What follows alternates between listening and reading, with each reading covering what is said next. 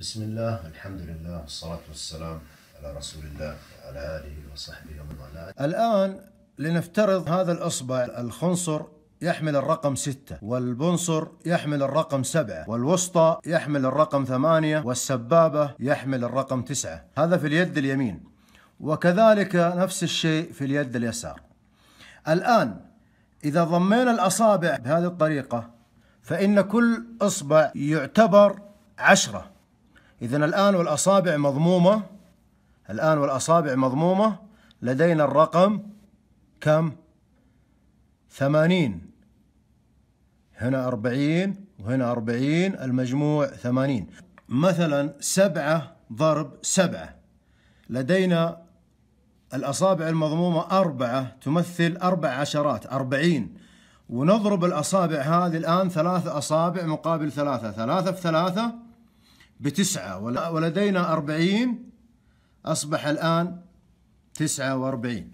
نأخذ مثال آخر. إذا قلنا 8 في 8، 8 في 8، 6 7 8. الآن لدينا أصابع 6 تمثل 60، لأن كل إصبع يمثل 10، 60. ولدينا بقى 2 في اليمين و2 في اليسار، 2 في 2 ب4، 4 ولدينا 60 يصبح 64. نأخذ مثال آخر. 9 في 9، 6 7 8 9، 6 7 8 9. هذا الآن 9 في 9.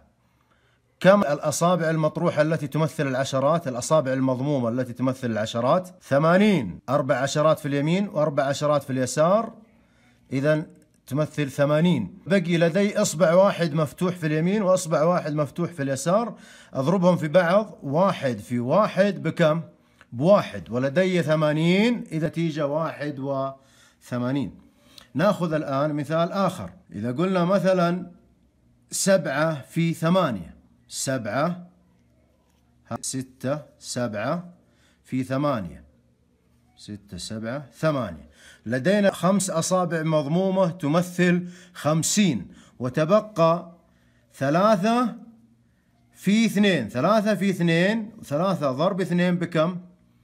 ب6، 6 ولدينا 50، إذ 56. خذ مثال آخر. 8 في 6، إذن هذا 6 7 8 ضرب 6. الآن لدينا الأصابع المضمومة كم؟ الأصابع المضمومة الآن 40، ولدينا في هنا 2 في 4، 2 في 4، هذا 2 في 4 بكم؟ ب8، 8 ولدينا 40، إذن 48. طيب نأخذ الآن 9 في 7، إذن 6 7 8 9 في 7، 6 7. الآن 60، لدينا 60 مضمومة، العدد 60، وهنا تبقى 3 في 1، إذن 63. نأخذ مثال آخر. 6 في 6، هذا 6 في 6، إذن إصبعين مطروحة الآن تمثل العدد 20، والمفتوحة 4 في 4 في 4 بكم؟ ب16، 16 وعندي 20 من أول تصبح 36.